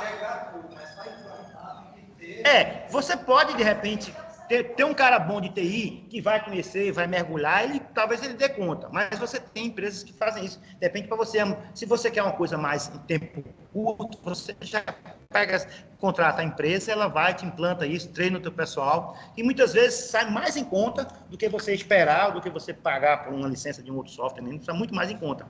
Tá entendendo? Então, você tem também, e Educar, você tem uma empresa de... É muito barato, e aí você tem hoje muito papel, não tem o diário eletrônico, é tudo no papel, lista de frequência, o professor respondendo, fazendo anotação na frequência no papel, tá? Isso não faz mais sentido hoje, né? Então, o Educar é outra ferramenta também muito usada, tá? E aí eu coloquei aqui, ver mais no catálogo do software público. Eu vou abrir aqui rapidamente, já está com 10h30. Eu vou abrir rapidamente aqui o Amadeus. Pronto, o Amadeus, só para vocês verem aí, deixa eu... O Amadeus, você colocou onde? Do Internacional, tá? A gente contratou um serviço, a gente tem um recurso lá no projeto. Amadeus, eu vou entrar aqui.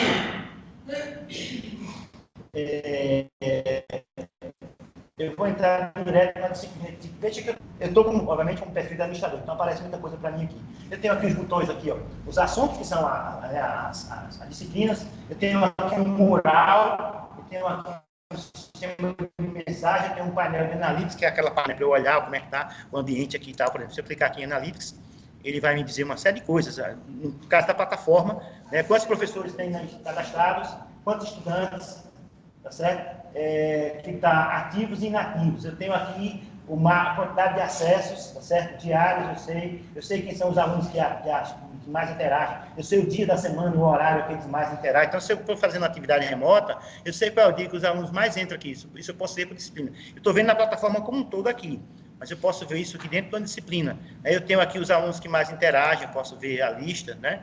Então, aqui tem disciplina da graduação, tem disciplina do mestrado, aqui tem disciplina do doutorado. Eu posso ver, né, as categorias, no caso, as instituições que têm quantidade de registros aqui, né, em termos de acesso, os assuntos que estão mais acessados, existência de materiais, o assunto da graduação, é o professor João Cedrais, que é o líder da comunidade, esse cara aqui, João Cedrais, professor de engenharia lá, e, por exemplo, ó, 10 mil acessos, 10 mil registros, acesso a conteúdos, né? Outra disciplina que eu dou lá na graduação, matemática discreta, 2.000. Então, você tem aqui, pessoal do TIC ADT, 741 acessos. Porque como a gente, né, não é uma coisa... Aqui são aulas semanais da graduação, então espera-se que o aluno acesse mais. Não é que a gente dê aula online.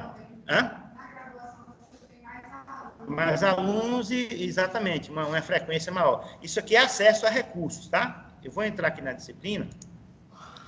Vocês, essa aqui é o mural como se fosse uma rede social, né? Aqui tá zerado, de vez em quando a gente limpa, é como tudo que eu colocar aqui, toda a plataforma vai ver, mas eu posso ver por categoria e por assunto. Mas eu vou aqui para os meus assuntos, vou aqui para tecnologia de informação, vou acessar o assunto. Então, por exemplo, se eu olhar aqui, aquele painel aqui, ele vai mostrar o painel dessa turma, tá entendendo? Então, eu sei, por exemplo, o que é que estão acessando mais aqui, tá vendo? Eu sei quanto maior o número de tags, né? Maior quantidade de acesso. Eu sei os recursos que eles estão mais acessando aqui, eu sei aqui as pessoas, né? Quem colocou foto, eu posso ir por nuvem. E aqui eu sei o dia que eles mais acessam, domingo, quarta, e aqui o horário, o turno que eles mais acessam. Então, se eu quero programar uma atividade online com eles, eu sei o horário que normalmente eles acessam mais aqui. Jorge, tem um perfil de aluno aí que você coloca? Se eu clicar aqui, vocês vão ver o perfil do aluno, é bem simplificado, tá certo? Aqui, sim, ele está mostrando aqui, esse aluno, especificamente, o que é que ele está vendo. Como é que está o acesso dele em relação ao ambiente da disciplina, os dias diferentes, acesso a recursos. Aqui a gente chama de variável de autorregulação. Quem estuda metodologias ou teorias da aprendizagem, tem uma coisa chamada autorregulação da aprendizagem. Isso aqui são variáveis que o aluno se regula, sobretudo o aluno à distância. A gente vai pegar o perfil do aluno já. E aí, se eu pegar aqui, eu tenho aqui os estudantes, eu tenho aqui os estudantes que estão na disciplina. Se eu clicar aqui, a Maria Helena não está online, não, mas ela não está online, né? Por exemplo, se eu quiser ver o perfil de Francisete, só me diz o seguinte, nem o e-mail a informa, tá vendo? Nem o e-mail. Só diz que não é administrador, não é coordenador, não é professor, é estudante na disciplina TIC, né, aplicada ao desenvolvimento tecnológico. Se eu quiser mandar uma mensagem para ela, eu mando aqui, ela vai receber no Amadeus dela, não vai receber no WhatsApp dela. Então, e essa informação está onde? Fica dentro do Amadeus. Essa informação não vai para o Google, não vai para a Microsoft, não vai para ninguém. Essa informação fica dentro do Amadeus e eu não tenho. Então, a gente respeita a questão da privacidade aqui. Não tem e-mail, não aparece o e-mail, não aparece o telefone de ninguém. Só diz onde é que ela está, né, a informação que eu tenho. Certo? E aqui essa aba exatamente mostra quem está online aqui. Então, como é que funciona? Vamos supor, eu tenho aqui o material de cada encontro. Vou colocar aqui como estudante. Eu tenho aqui o material de cada encontro. Então, eu disponibilizo material em PDF, eu tenho vídeo, tudo, tenho atividade, por exemplo, geração de dados na sociedade e tal. Então, está aqui o PDFzinho. E eu ainda consigo ver, eu tenho um mural do recurso. Se eu quiser discutir informações sobre esse conteúdo aqui, eu discuto aqui. E eu tenho uma coisa, se eu clicar aqui, por exemplo, quando eu clico aqui, tá, deixa eu diminuir aqui um pouquinho. A avaliação coloca aí também, né? Também, faço tudo.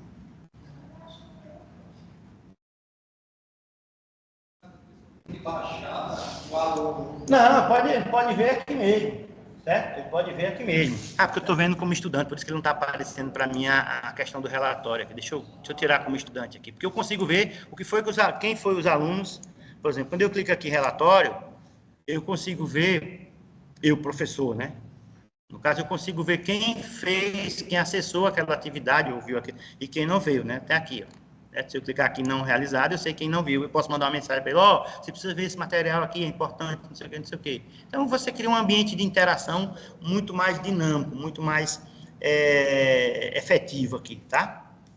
Atividade, eu separo, a minha estrutura eu separo por tópicos, essa parte em azul, e dentro dos tópicos, eu tenho aqui a sala de aula da disciplina, o programa da disciplina, eu posso colocar vídeo do YouTube, eu posso colocar, o que eu posso colocar aqui dentro? Eu posso colocar arquivo PDF, boletim de tópico, como se fosse uma avaliação de tópico, vídeo do YouTube, uma atividade para entregar material, HSP, que é uma atividade, uma coisa de joguinho, a gente fez isso para os meninos, para fundamental. Linkar, se eu quiser que ele baixe um arquivo, que ele acesse um site, se eu estabelecer páginas de metas para desenvolver naquele tópico, questionário, webconferência, ou seja, eu posso colocar, em cada tópico desse aqui, já posso colocar uma webconferência. Ele não usa o Meet, ele usa o Jitsi, que é aberto, tá? Então, é bom, o Jitsi é bom. É igual o Meet. Não é RNP não. É RNP não. Aí você tem aqui, por exemplo, eu quero pegar um vídeo. Eu clico aqui, ele vai abrir um videozinho aqui, certo? Ele vai abrir o videozinho aqui. Como a gente trabalha lá, eu trabalho com dados na disciplina, a gente trabalha com análise de dados, então eu vejo o R com eles também. Então, a gente tem não só as aulas presenciais, mas eu tenho a gravação na época do período remoto, aí eu coloco aqui para eles essas aulas gravadas também. Então, tudo de uma maneira muito dinâmica, tá? Muito dinâmico. Ó, já tem uma mensagem aqui que alguém mandou para mim, tá vendo uma bolinha? Feito o WhatsApp, né? A bolinha, ó. Alguém mandou uma mensagem aqui para mim, foi um aluno da graduação. Notificação, eu tenho notificação, exatamente. Se alguém posta alguma coisa no mural, se alguém manda uma mensagem para mim, fica aqui a notificação. Essa mensagem é pessoal, o mural é para todo mundo, né? E aqui é mensagem para pessoal aqui, tá? Então, o Amadeus, como eu disse, é uma plataforma estável hoje. A gente tem algumas coisas para melhorar, vai colocar IA nela, mas aí a gente está dependendo realmente de projeto para a gente conseguir financiar. Cadê o código? Dá para ver o código aberto ali? O código do Amadeus? Deixa eu ver aqui. Está no GitHub aqui, deixa eu pegar aqui.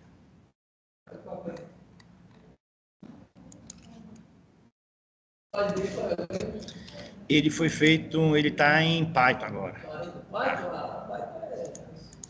Está tomando conta de tudo, né?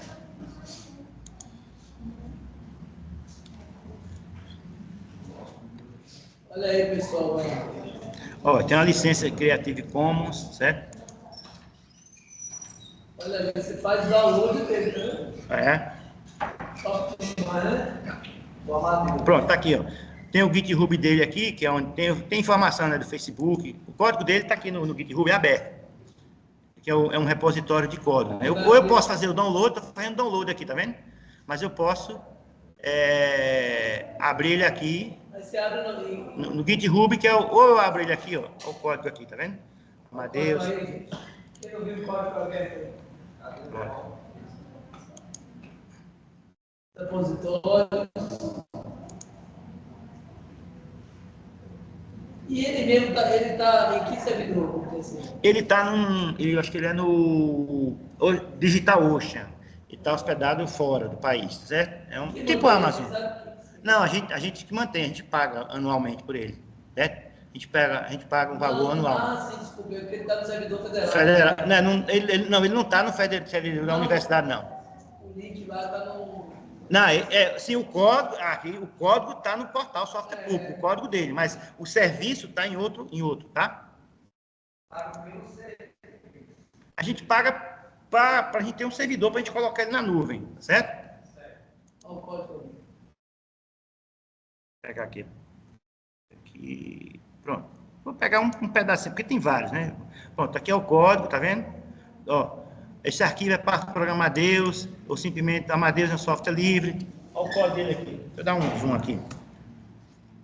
Aí tem aqui o... Não, aqui porque a gente coloca, é o comentário que a gente coloca em português, tá certo? A gente coloca em português. Eu peguei só um... Deixa eu pegar um outro aqui, um maiorzinho aqui. Ele está acessando todas as pastinhas do código, né? É. Que roda em Python. Python Tá vendo aqui, ó? Isso aqui é o código dele, tá vendo? Uma parte... Ele tem vários pedacinhos, né? O desenvolvedor pode ir lá... Isso, pode baixar isso aqui e ele não altera esse aqui, ele baixa e altera na máquina dele. Porque para ele voltar para cá, senão ficava bagunçado, né? Para ele voltar para cá, ele tem que mandar e a gente tem que autorizar, verificar o que ele fez, tá certo? Você trabalha com esse código também? Não. Aí tem nosso pessoal de desenvolvimento aí. Eu já me aposentei de código, tá? Já me aposentei de código. Aí eu deixo para a gorizada nova aí que tá cheia de gás. Bom, e aí... Aí a gente tem algumas coisas que, assim, claro, o Amadeus, ele em tese, ele é para estar em constante desenvolvimento, né? A gente deu uma paradinha porque, como eu disse, tem que ter um financiamento, que a gente precisa de bolsista, aluno da graduação, para moer isso aqui, tá entendendo? Esse financiamento é do governo, né? A gente, edital, a gente conseguiu 2 vezes edital do MEC, do Proeste do MEC, certo? Bom, então, qual é o objetivo do software público? Ser socialmente justo, né? Ou seja, não ter privilégio, quem quiser usa, quem não quiser não usa. Integrar desenvolvedores, usuários, prestadores de serviço, ou seja, eu tenho o pessoal que desenvolve, eu tenho quem precisa usar o sistema e tenho o prestador de serviço. Eu tenho vários, se a gente entrar no portal, antigamente eu achei que tiraram isso aí. Eu tinha lá o link com um mapa com os prestadores de serviço. Eu quero gente para instalar o Educar, tinha lá. Eu quero gente para instalar o BSDAS, tem lá, tá? Ser tecnologicamente sustentável, ou seja, ser software livre, ser economicamente viável, ou seja, não depender de licenças, estimular empresas nacionais de desenvolvimento e prestação de serviço associada a isso, a software livre, como a gente verifica hoje. Tá? Então, a gente encontra isso aí, um ambiente muito interessante. Só que tem um grande problema para a gente atingir esses objetivos. O número de colaboradores do processo de desenvolvimento de software ainda é muito limitado, causando problemas para essa sustentabilidade. A gente passou realmente um período crítico ao pouco software, aqueles 81, 10, 15 estavam sendo atualizados continuadamente. Ainda hoje a gente está se recuperando, estou vendo que alguns estão sendo atualizados mais, mas o que acontece? Muitas dessas soluções foram descontinuadas pelo simples fato de colaboradores, faltando colaboradores. Não tinha gente usando, não tinha gente colaborando. Se você não cria a demanda, você não dá a oportunidade, ou você não estimula que apareça gente para querer contribuir nisso aí. Então a gente percebeu isso em 2014, 2013, a gente percebeu isso, estava acontecendo. Aí a gente sabe que... E aí a gente precisava entender isso como... precisava colocar as universidades dentro disso aí. A gente percebeu, dentro do IDEA, minha professor João Cedrais, que a gente precisava colocar as universidades, porque a gente olhava que quase não tinha universidade dentro disso aí. E as universidades eram, por excelência, sempre produtoras de tecnologia. Então, o portal é a maior iniciativa do Senado Nacional, relacionada com o software livre, tratado pelo governo federal como um grande benefício para a sociedade e para o mercado para o cidadão. E aí, se a gente pegar diretrizes curriculares, por exemplo, aqui das engenharias, se a gente pegar a diretriz de lá, que o objetivo é a formação generalista, humanista, crítica, efetiva, tornar o egresso absorver e desenvolver novas tecnologias, estimulando sua atuação criativa, identificação e resolução de problemas, considerando seus aspectos políticos, econômicos, sociais, ambientais e culturais, com uma visão ética, humanista e atendimento das demandas. Isso aqui é típico de diretrizes curriculares das engenharias, mas que a gente pode levar isso para qualquer outras áreas, certo? E aí você, como é que eu vou casar isso com o software livre? Se a gente olhar para esse detalhe aqui, essas atribuições aqui fazem da universidade um local ideal para a formação de colaboradores do SPB. Ou seja, a gente pensou o seguinte: se a gente conseguir integrar as universidades, ou algumas delas, nesse processo, a gente vai ter demanda, vai gerar projetos, vai gerar... Ou seja, vai ter um círculo virtuoso, né? Virtuoso, ou seja, uma coisa alimenta a outra. Os alunos também, né? Pode, exatamente. Foi isso que a gente fez. E aí a gente aprovou um projeto de extensão 2012, do MEC, tá? Projeto de extensão do MEC, R$150 mil. E a gente fez, na época, uma articulação com a FACAP, né? Com o pessoal do IF, Sertão também, o pessoal do IF, do Instituto Federal de Pernambuco, tem um pessoal de Recife lá, daqui da UNEB, o professor Ricardo, o professor Dinani, o pessoal da UPE e da UFPR. A gente botou esse povo todinho para vamos tentar trazer a academia para dentro do portal. Claro que aqui eram assim, pessoas, aqui eram muito mais pessoas representando as instituições, não foi a instituição toda. Teve a declaração de doença, isso aí para a gente poder mostrar essa coesão, né? essa união para a gente articular, essa articulação para a gente trazer recursos. E aí a gente fez, como uma das ações, a pesquisa do uso do TI em prefeituras e órgãos municipais, os nossos alunos bolsistas, a gente teve 20 bolsistas nesse projeto, 20 bolsistas. Na época era o maior programa de bolsas das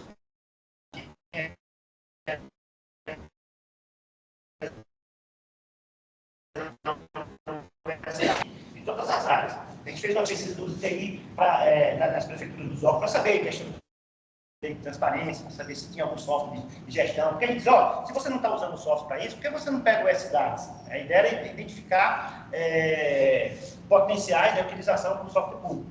A gente fez alguns workshops para promoção e discussão, porque a gente sabia que não adiantava ficar só restrito a gente tinha que trazer esse pessoal, os agentes públicos para dentro da universidade para eles conhecerem esse portal. A gente foi divulgar esse portal, e esse portal aqui, era um workshop, né, de um turno, 2 turnos, para mostrar as diferentes soluções que esse município tem de dispor no portal. E a gente fez um núcleo temático, que é um tipo de disciplina que a universidade tem, que é 120 horas, que envolve atividades de extensão, pesquisa, ensino de extensão, atividade prática, para que os alunos pudessem se inserir dentro desse processo. Não só os bolsistas, mas a gente tinha um núcleo temático com 80 alunos e, claro, esses 80, 20 eram bolsistas, para que eles pudessem conhecer e colaborar com essas comunidades de software público. A gente criou também um conceito, né, trouxe o conceito, esse conceito de célula empreendedora, é um professor Genésio da UPE, lá de Recife, que criou essa coisa de célula empreendedora, ou seja, despertar a inovação e empreendedorismo em tamanhos menores, não precisa ser uma empresa, não precisa ser 3, 4, coisas pequenas, tá? Célula empreendedora. Dali, depois de ir uma startup. E para que os alunos pudessem pensar em como ganhar dinheiro, como, né, formar sua carreira profissional, utilizando o software público para isso. Tá? E aí a gente fez também, como eu tinha comentado, curso para agentes públicos. A gente trouxe as pessoas de TI das prefeituras, várias prefeituras da região, para dentro da universidade, para falar dele, para falar com eles sobre software público.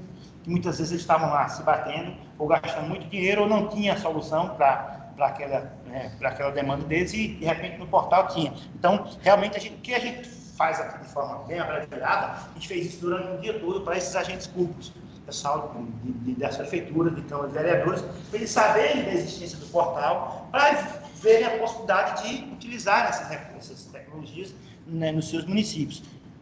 Então, a gente teve um projeto em 2013 com um recurso de R$150 mil, praticamente foi para bolsistas. A gente comprou alguns equipamentos que precisavam, mas mais de R$100 mil foi para bolsas, para os alunos. O professor não ganhou bolsa, como é para variar, e só para passar para a gente apresentar o projeto. A gente foi apresentar esse projeto em Brasília, para apresentar esse projeto em Recife, a gente foi em alguns lugares para apresentar esse projeto na tentativa exatamente de atrair novas instituições para esse ecossistema, digamos assim, né? Esse ecossistema de tecnologia.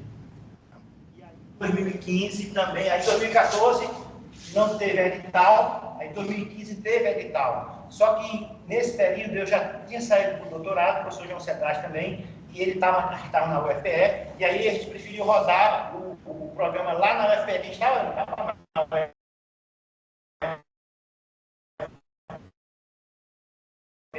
Pegou bolsista de lá, mas pegou bolsista daqui também, que era uma coisa muito institucional, né?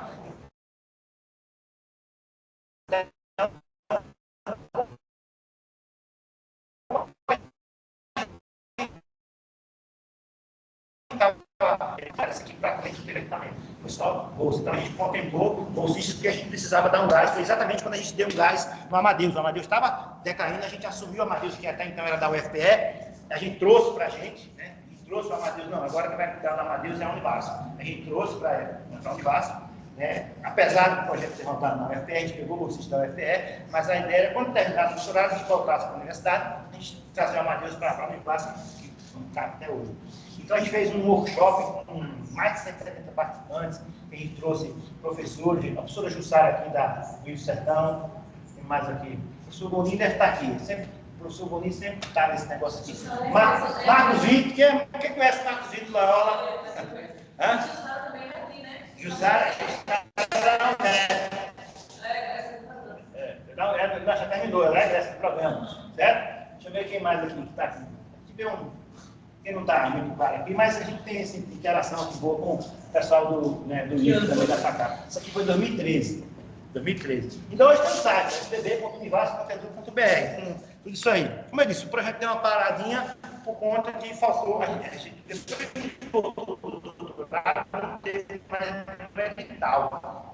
de ProEx do PEX. Teve um só, mas a gente não tinha a para a gente participar.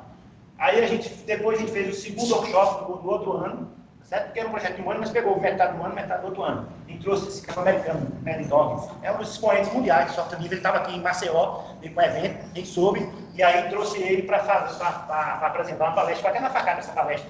Esse cara é um dos expoentes mundiais, é veterano de software livre no mundo, é amigo do Richard Stallman, que é fundador lá.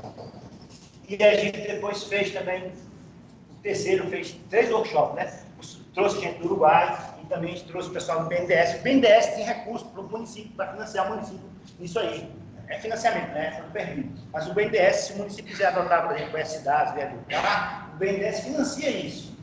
Financia isso. Mas é tanto dinheiro, porque às vezes, por exemplo, depende do porte do município. Né? O município como Petrolina, eu me lembro que o município pegou, na época que estava na prefeitura, em 98, 99, a gente pegou 2,5 milhões de BNDES. Eu nem estava na universidade ainda. Foi para fazer exatamente assim, essa implantação de tecnologias de cadastro técnico, né, geoprocessamento na prefeitura, para a questão do PTU, ITBI, aquela coisa todinha, no ano 99, 2000. A prefeitura pegou esse financiamento. E o BNDES continua com esse financiamento até hoje, tá certo? E para a implantação de modernização tributária, administração tributária dos municípios, que pode incluir, inclusive, geoprocessamento, incluir sistema de gestão, tudo isso aí. Então, a gente trouxe isso aí. A gente fez uma pesquisa também, atendimento da Lei de Acesso à Informação em municípios. A gente pegou aqui alguns municípios. A lei tinha acabado de ser promulgada, não, tinha alguns anos. E o Ministério Público, Tribunal de Contas, dá pressão do município que tinha que ter transparência, tinha que colocar receita de despesa na internet, né? Tem que ter aquele portal de transparência. E a gente fez um levantamento e vermelha não estava, não tinha nada. As verdes já estavam atendendo plenamente e a amarela aqui estava atendendo parcialmente a Lei de Acesso à Informação. Não tinha todos os dados na internet, né, dos municípios, não tinha, por exemplo, tinha um município que não tinha nada, não tinha licitação na internet, não tinha relatório de despesa, relatório de execução orçamentária, não tinha nada. E aí a gente identificou isso e aí a gente trouxe alguns desses gestores ou alguns desses servidores das prefeituras para mostrar para eles, tá certo? Essas oficinas, essa solução que o portal tinha, e a gente entregou para ele um pequeno software para ele fazer a gestão da transparência. Não era uma coisa que pegava o PDF e botava na internet, não era uma coisa, né, não era uma coisa integrada, mas era um para ele sair do vermelho e ficar no amarelo, pelo menos, tá certo? Para ele atender parcialmente. Entregou para eles, dentro do projeto, tem alguns alunos bolsistas desenvolvedores, a gente desenvolveu o GTrans, que era a gestão da transparência. Era simplesmente pegar os relatórios da contabilidade, da licitação e botar na internet lá, um portalzinho legal que a gente fez. E aí a gente entregou para eles, tá? Porque nessa época já estava a pressão do Ministério Público e do Tribunal de Contas para a transparência, por conta da Lei de Acesso à Informação. E aí a gente também começou a fazer articulação com o estágio dentro do próprio portal. Você tem aquelas comunidades, e aí as comunidades começaram a receber nossos alunos de tecnologia para estágios. Ou seja, o aluno estava aqui, mas fazendo estágio remoto nessas comunidades. A gente validou esses estágios. Ele apresentava um relatório e tal, e a gente validou isso aí. A gente fez a implantação do SPB do Expresso Cidadão, aquele case que eu falei, né, do aluno que era estagiário lá, e conseguiu implantar o case lá do Expresso Cidadão. Foram criadas 3 startups, só voltadas para o software livre, dessas 3, 2, essa na realidade meio que se fundiu com essa, né? O pessoal que era dessa aqui depois foi incorporado a essa daqui não vingou. A Cisvale até hoje é uma software house aqui de Juazeiro, né, que trabalha nessa. Hoje a gente trabalha um software para a saúde, né, para a área de saúde pública. O pessoal de agente de endemias, agente comunitário de saúde, eles têm um programa de cidade saudável, ou seja, é uma empresa que nasceu dentro desse projeto, sediada aqui da cidade. Tem vários clientes na Bahia, em Pernambuco, tá? Quem conhece é Eugênio, tá? Ainda hoje essa empresa está aí, tá? É uma dos cases de sucesso aqui. Né? A gente teve alguns prêmios de ideia inovadora, né? O pessoal foi participar da Campus Party em Salvador, foi convidado para falar dos cases, e a gente participou do edital do Tecnova aqui também. A ideia nossa era implantar uma residência tecnológica. O aluno ele terminou a graduação e passar um ano com bolsa de graduado, para dentro de aprendendo mais tecnologia voltada para o software público. Né? É a nossa ideia.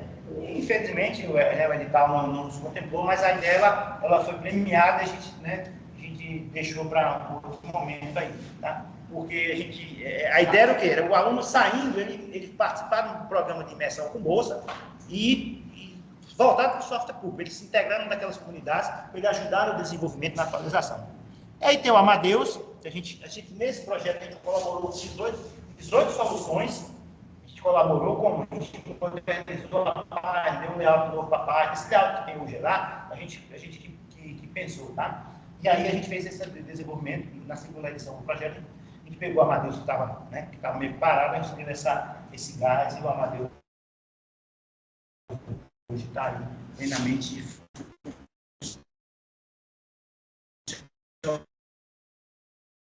A gente fez essa ação, a gente teve vários artigos decorrentes disso, a gente teve capítulo do livro decorrente dessa experiência, TCC sobre essa adoção do software que está no Detran, teve dissertação, o professor João Cedrade, o mestrado dele, foi como motivar colaboradores, depois ele fez a tese dele na evolução do SPB, a gente foi convidado para um seminário anual que tem em Brasília, do CISP, que é o Sistema Integrado.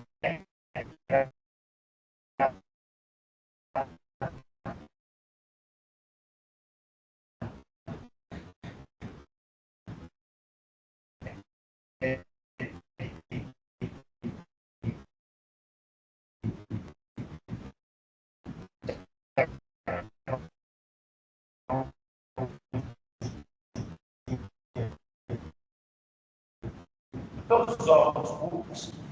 A gente teve também o Simpósio Internacional de Governança Digital em Brasília, tá? E a gente também fez aqui, isso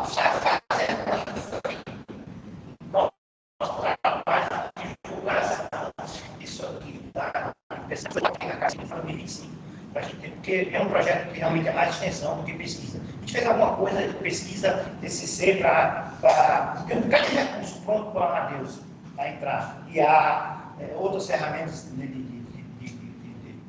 para ele lá dentro. Só que está tudo pronto, tudo planejado, mas não está codificado. A gente precisa desse incentivo para a gente poder transformar, para pensar em código e em recurso funcional da plataforma. E aí, a gente pergunta, e vocês, o que é que vão fazer pelo SPB?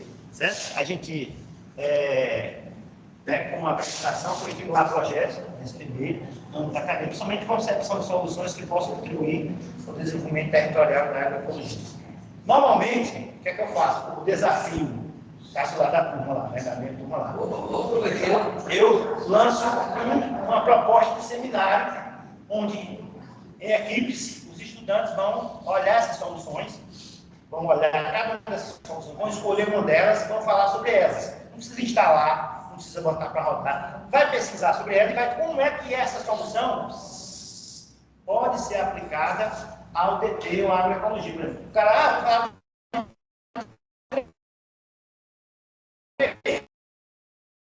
como é que o Tregel pode atuar? Primeiro fala do Tregel, depois diz o que é que o Tregel pode ser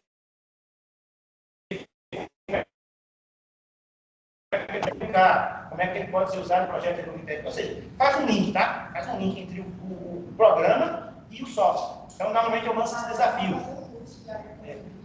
Normalmente eu lanço esse desafio para os graduandos, para os doutorandos, eles identificarem potenciais utilizações desses softwares públicos naquele catálogo lá, mesmo que não estão tão atualizados, mas identificar potenciais utilizações nas áreas desse programa. Por exemplo, gestão de planejamento, GPWeb, gestão de projetos. Tem muitos projetos na área de agroecologia, de agricultura, você precisa de um software para gerir isso.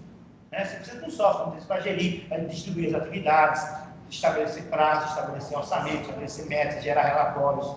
Então, o GPWeb pode ser isso. Então, era esse o desafio que a gente normalmente lança, tá? Como atividade avaliativa para os alunos. Né? Eles identificarem no portal software público, quais aqueles softwares que podem atender. Certo? Então, feito isso, eu finalizo aqui a minha... Uma coisinha.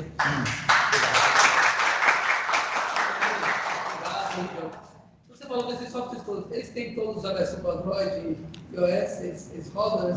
Alguns já têm versão para aplicativo, mas eles são muito mais desktop, servidores desktop. Mas eles são, por exemplo, o Amadeus, ele tem um aplicativozinho. É que eu vi lá na foto. Ele tem um aplicativo, mas ele é responsível, ele não precisa instalar o aplicativo.